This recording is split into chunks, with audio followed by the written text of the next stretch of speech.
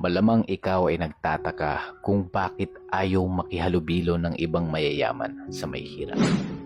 Makinig ka. Ito ang 5 rason. At ang panghuli ay ang kadalasang nagaganap. Una, ginagawa muna ng mayayaman ang isang bagay bago sila magsalita. Ang mahihirap ay madalas magsalita tungkol sa isang bagay na hindi naman nila ginagawa. Pangalawa, pinaliligiran ng mayayaman ang kanilang sarili ng mga taong katulad nilang mag-isip.